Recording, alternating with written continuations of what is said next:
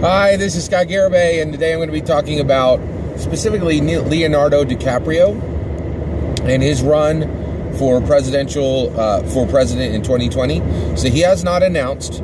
However, excuse me, Leonardo Dicaprio has been quite political in the past, and even going as far as speaking to the United Nations. And he spoke specifically on climate change, and that is what climate change is what he is most passionate about on the political front, and I think it might be one of the reasons why he is currently incented to run for president, and why it's been on his mind for a while, right? So I just want to talk about the shape of his possible candidacy and what type of a candidate he would be. So right out of the gate, let's talk about who he could run for. So I think he only fits into the Democrat box. He absolutely not could. I don't think there's any possible way for him to fit into the Republican box for two reasons. One, it would be a hard sell to Republicans to accept him as a candidate because his views are so left. And then the other issue is let's be clear, all right? So all these celebrities, I think there's going to be about a 10-second think about, oh, hey, could I run on the Republican side? And there should be, right? So, like, I think Leonardo DiCaprio would think about, okay, well, could I run on the Republican side? And the reality is, I think what would cause a problem there is the Republicans would put so much pressure on him to do so many things he didn't want to do that it would be very uncomfortable for him. And so I don't think that not only would he be a hard sell from the Republican Party to the Republican voters, it would be, I'm not sure that DiCaprio would want to run on the Republican ticket, even as a convenience. Like, sometimes, especially in politics, people will run in, almost a perfect example of this is Bernie Sanders. At the end of the day, Bernie Sanders really isn't a Democrat, but he ran on the Democrat ticket because it was convenient. And that is a very real thing in American politics. Is the two-party system is incredibly powerful. So just to be clear, right? The closest anybody has ever come to being elected on the independent ticket is Perot. He had 17% of the vote, right? And which isn't nearly enough, and that was a cataclysmic success when it came to independent candidates, right?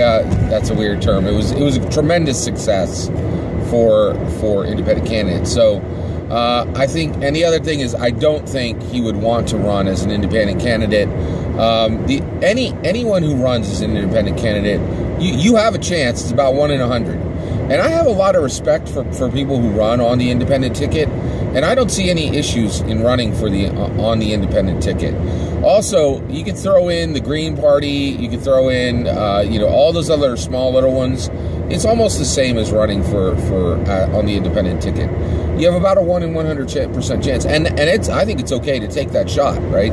Why not roll the dice, right? As long as you understand that there's a 99% chance of you failing, I think it's okay to do something that could change the history of America for a couple centuries. Like, and that's what an independent president would do, right? So I think if you look at DiCaprio's possible candidacy, of course, you're looking at specifically a candidacy that is that comes out to be only available on the Democrat ticket. Okay, all right. So what kind of candidate would he be? So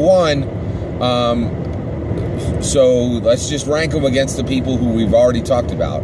Right, so the real mix right now for celebrity president candidates, the ones who are going to be in the mix, right, who I'm predicting to be in the mix, are Dwayne "The Rock" Johnson, Oprah Winfrey, Leonardo DiCaprio.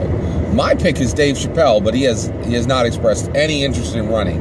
I think he would be the best celebrity candidate for president in 2022. But I'm not going to put him in the mix because he's never even given any inclination that he would run. Whereas Oprah and Dwayne "The Rock" Johnson and Leonardo DiCaprio all have expressed interest and have even made it very clear that they're considering it, right? So here's the issue. I think Dwayne "The Rock" Johnson, the moment he puts his hat in the ring, unlike any other candidate, he just picks his party, and he's going to run with whoever he wants. He really is a special candidate. I don't think anybody would say, neither party would say no to him, and so he's a major threat. I think he's top of the pack, really. All right, so Dwayne "The Rock" Johnson clearly defeats Dicaprio so if Dwayne "The Rock" Johnson and Dicaprio both run, in the primaries for Democrat, to get the national, to be the national candidate, Dwayne "The Rock" Johnson beats him. Oprah also beats Leonardo DiCaprio. So DiCaprio is only a candidate, in my opinion, only a viable candidate, in my opinion, if those other two choose not to run, which is a distinct possibility. Like, a lot of stuff can change up to the election. So that's a very serious, so DiCaprio's in the fold, he's in the quiver, he's an arrow in the quiver of the Democrats, in my opinion, if Dwayne "The Rock" Johnson decides to go Republican, and then Oprah decides not to run, then he's a strong candidate. But if either of the other, so he's also, so that from that perspective, I also kind of feel like he's an also ran, right? Like, he only becomes a good candidate if those other two fall away the way I just said. So let's say he becomes the national candidate for president, he becomes the Democratic presidential candidate. He gets through the primaries, and he's the guy, right, that they're putting forward for 2020 presidential candidate. How does he do? Like, what are his chances, right? Well, I think they're pretty bad. And the reason why is, one, he has some attributes that are very similar to the vast majority of presidents we've had. And I think right now, in the climate we have, that could be a negative, right? All right, it's just my take. I'm not 100% positive on that, but I think it would hurt him. Additionally, here's the biggest issue he would have.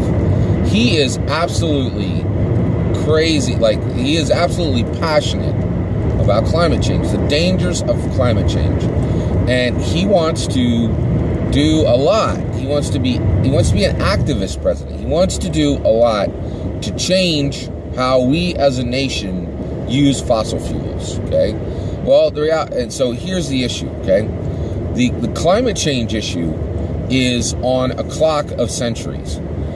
If everything that is being said about climate change is correct, then we have serious problems coming to us 200-300 years from now, right? Nobody cares about that. Actually, that is dead wrong. There is a small amount of people who passionately care about that, okay? And I would say that is 5% of the country. I think he could triple or even, go to 5 times that amount. So Leonardo DiCaprio is a persuasive speaker. He's very intelligent. He's a persuasive speaker. Watch his speech on climate change to the United Nations, and you'll see he knows what, he's a very persuasive speaker. He's intelligent. He's able to, he knows how to talk to a camera, the whole nine, right? And so that's it. That's issue. And he could multiply that 5% who deeply care about climate change the danger of climate change to 25%. And then he could get absolutely massacred in the in the election itself. And so that's just it. He is a person who is desperately impassioned, right, about an issue that will be relevant 300 years from now. And that just doesn't move. That gets people excited, and that, but the numbers are small, and that's just it. And when you're going for president, when you're going to win the presidential election, you got to bring things. You got to bring it, right? And that's another thing is one of the issues that we learned from Trump's election is you have to be able to win. You have to be able to win those critical states, right? And some of those are heartland states, and I think that Leonardo DiCaprio is a very hard sell anywhere in the heartland. So I just don't think he'd really move people there. So East Coast, West Coast, I think he's going to get a lot of voters. And so for the Democrats, I totally understand why he wants to run. I think from a skills perspective, I think he would be solid from being able to talk to the camera, being able to persuade people. I think he'd be effective in all those things, but not effective enough. And then the one thing I do want to say about DiCaprio is I actually think he, more than anyone else, actually cares about the election, right? So in that, Dicaprio's been kind of nosing around politics for quite a while, maybe 5 or 10 years now. And you can see he's pretty impassioned about it. He genuinely cares about it. Whereas Dwayne "The Rock" Johnson, I get the idea that, maybe 3-4 years ago, somebody said, "Oh, you should run for president" as a joke. And everybody laughed. And then before the laughter should have naturally died, everybody stopped and went, wait. So I get the idea that Dwayne "The Rock" Johnson, this came across his mind and across his entourage and across his people and his managers. I think this came across their mind a few years ago and thought, yeah, we could do this, right? And I think he could, so that's the issue is I don't, at the end of the day, I don't think that Dwayne "The Rock" Johnson wants this as badly as Leonardo DiCaprio. And I absolutely think the same thing of Oprah. I think Oprah is only considering running out of desperation of the current situation for the Democrats. The Democrats, their back is against the wall. In 2016, the Republican primary looked like a circus. There were 16 candidates. It looked like an absolute circus, and people were literally laughing at the Republicans. Well, it is my prediction now. That's exactly what the Democrat Party is going to look like in 2020. There is going to be a lot of candidates who want to run, and some of them are going to be really good, and some of them are going to be really, really bad, and so it's going to look like just as much of a circus for the Democrats as it did for the Republicans. And so I think Oprah is thinking, my take on it, when I look at Oprah and I look at how she's thinking this whole thing through, I think she's thinking to herself, I don't want to run for president. I'm a billionaire, right? I got everything I want right now. My life is pretty sweet, right?